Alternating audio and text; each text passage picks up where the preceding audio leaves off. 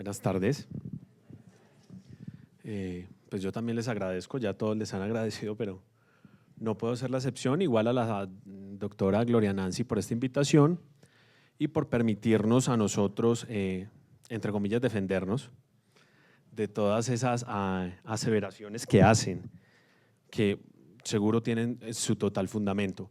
Después de la espléndida exposición que hace el doctor David acerca del impuesto a la riqueza y de la normalización, no basta con hacerle unas precisiones que la DIAN tiene en relación con ese tema y que a través de la doctrina que hemos desarrollado, por las preguntas que se han generado a través de la interpretación de la ley, han surgido. Y el primer gran tema que a mí me gustaría que todos lo escucharan y quedara claro es que definitivamente la administración tributaria está totalmente convencida que el impuesto al patrimonio es un impuesto totalmente diferente al nuevo impuesto a la riqueza. Y así lo hemos dejado claro en la posición que tiene la entidad a través de un concepto que se atendió en su momento. Si les interesa, al final les digo cuál es el número del concepto. ¿Y por qué es importante tener eso claro? Por lo siguiente, porque la administración no simplemente cambió el nombre del impuesto, de impuesto al patrimonio al impuesto a la riqueza, sino que varios de sus elementos fundamentales que se encuentran estructurados a través de la teoría del hecho imponible cambiaron sustancialmente.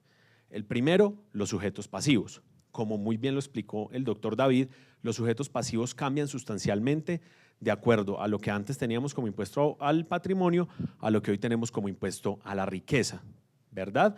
¿Y cuál es ese gran cambio a manera general? Hoy en día, para ser contribuyente del impuesto a la riqueza, además de cumplir con los topes patrimoniales, única y exclusivamente se necesita ser contribuyente del impuesto sobre la renta. Anteriormente necesitábamos dos condiciones para que se produjera la obligación, que era ser contribuyente y declarante del impuesto a la renta, si no, no se generaba esta obligación. Entonces, para nosotros, realmente esto constituye una variación dentro de lo que era antes el impuesto al patrimonio y de lo que es hoy el impuesto a la riqueza.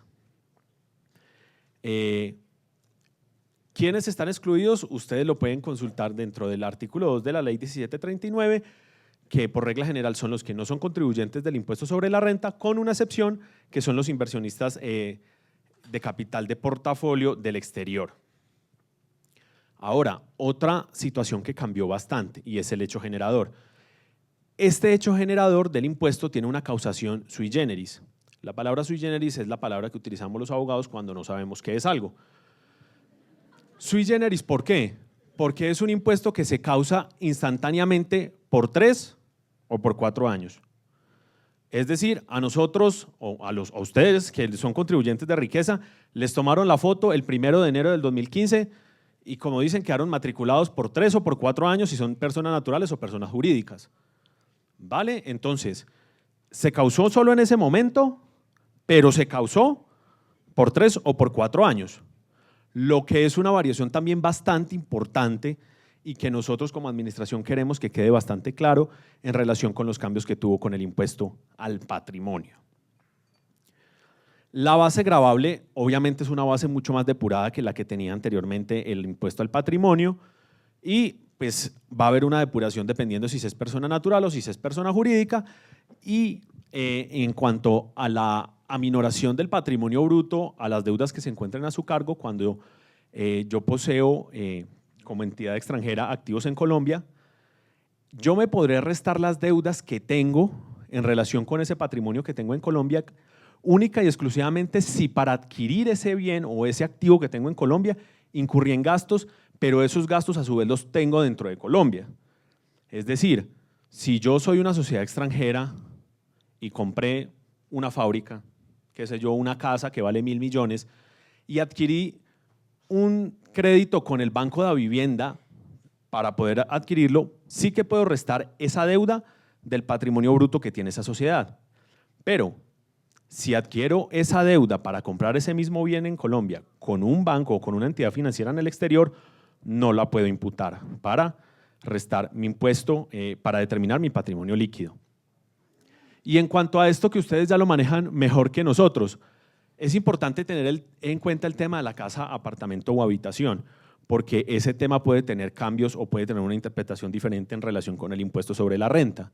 ¿Y cuál es? Es solo una casa o habitación. En la casa que habite el contribuyente. Porque nos ha pasado que muchos contribuyentes nos consultan que tienen varias casas, que llegan al tope que establece la norma, pero que no viven en todas. Pero entonces ellos nos dicen, ¿me puedo detraer las 3 casas sumadas que me da las 12.200 VTs? La respuesta es no.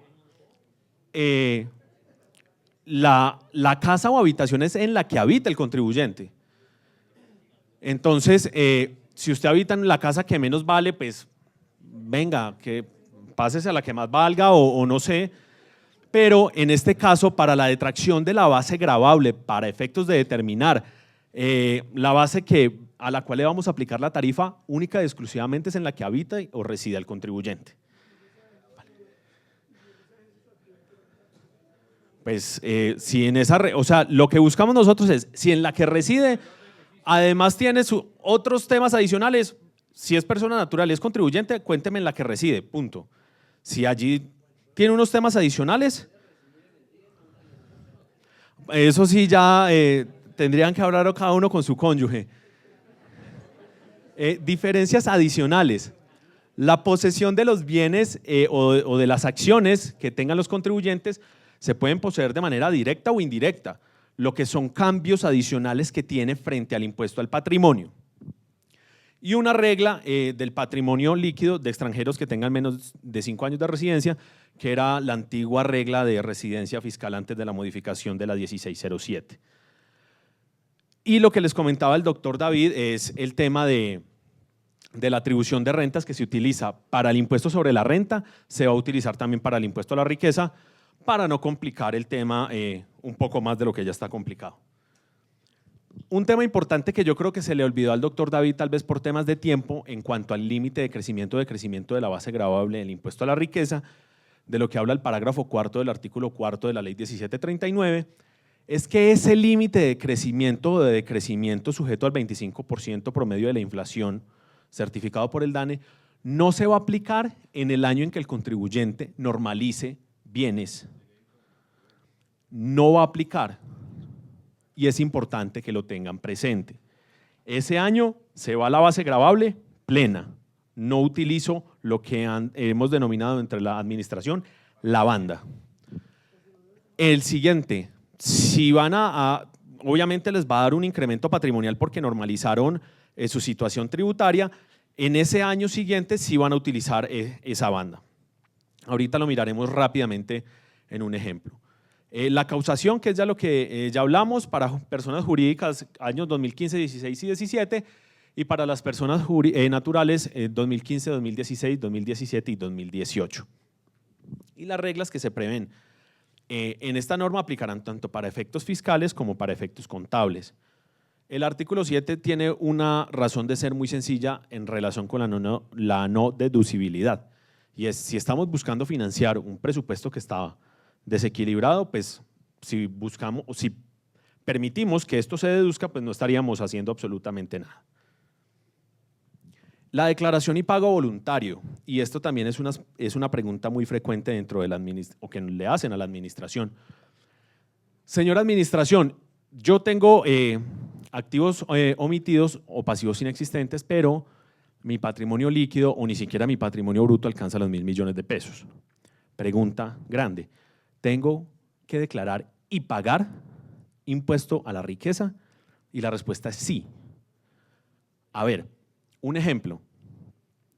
Yo, Juan Esteban Beltrán, esto es un ejemplo que no es de la vida real.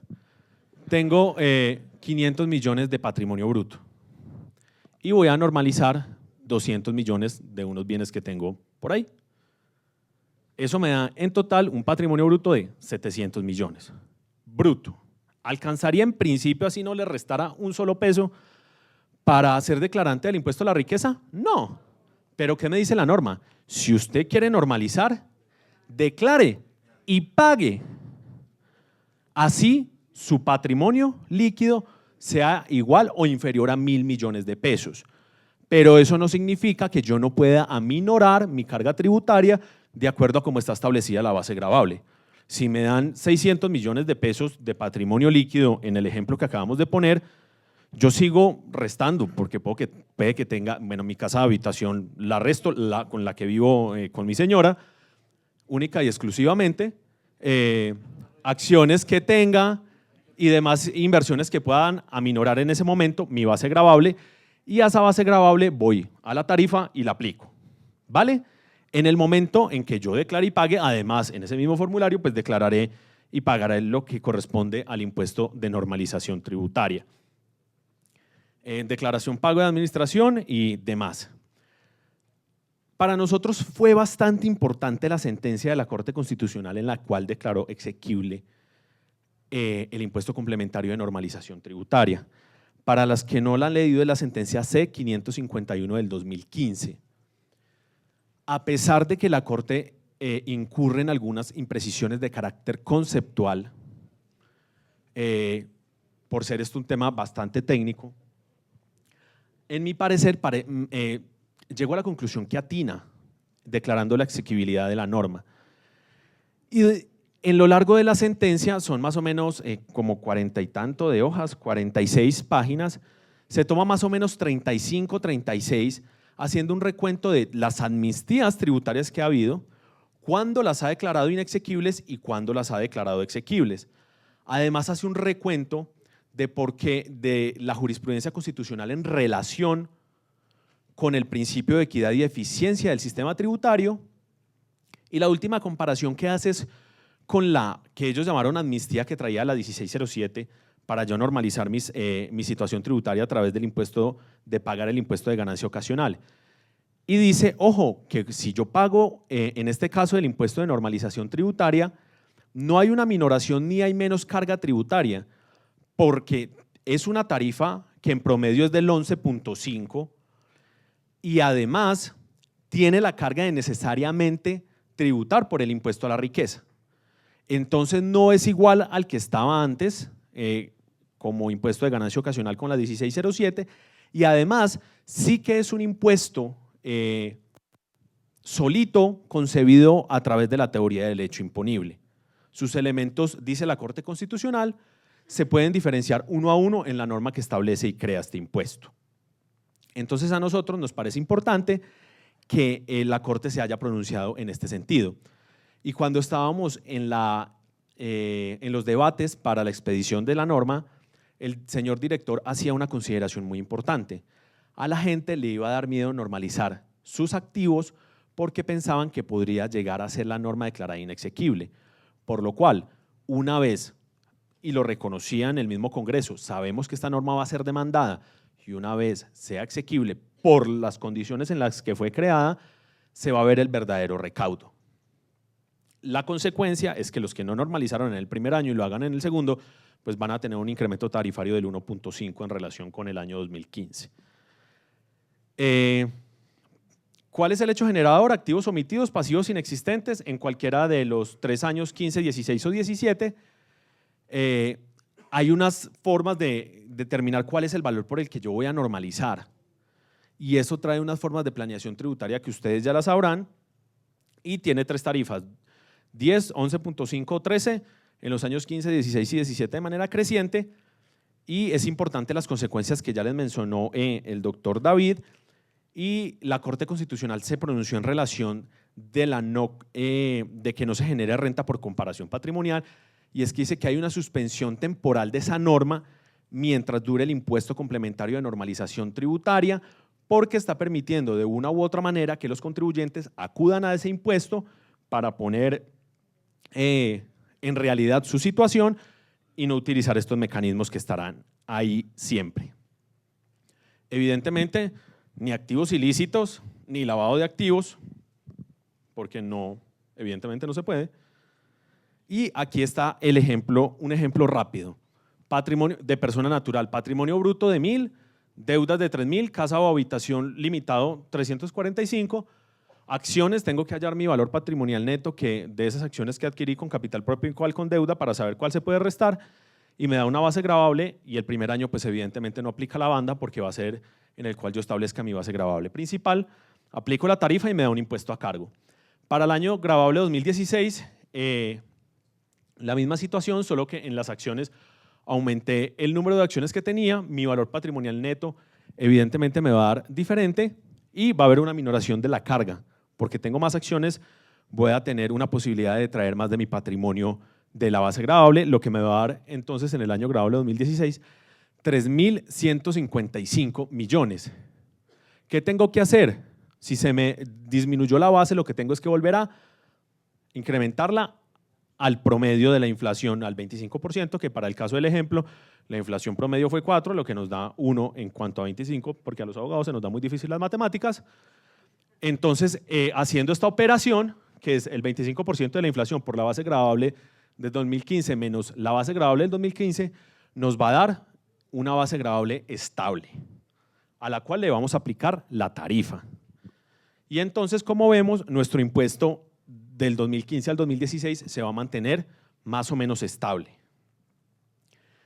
Este ejemplo, las mismas condiciones, pero en el año 2017 nuestra base gravable se nos incrementó y tienen que tener presente que la base gravable que vamos a utilizar cuando hay aumento o disminución y lo tenemos que estabilizar va a ser la del 2015 porque la base gravable y el hecho generador está atado a esa fecha. ¿Vale? Y por último, un ejemplo cuando yo normalizo. En mi primer año, en 2015, pues no utilizo la banda porque es el primer año.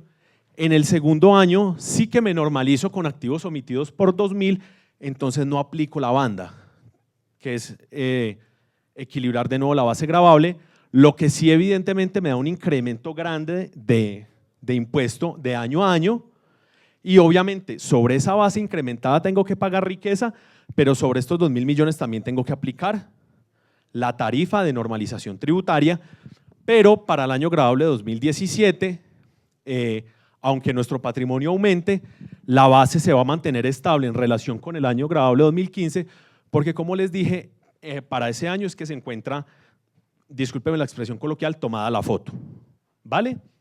Entonces es importante que tengan claro ese tema.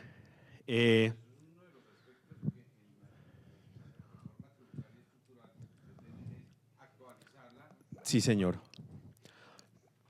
Por último, y para no demorarme más y darle la palabra al señor subdirector, el doctor Pedro Pablo, dentro de esta ley 1739, lo que se buscó es también luchar contra la evasión tributaria que en Colombia es tan grande y para desafortunado ustedes, según lo que venía escuchando, se crea otra declaración.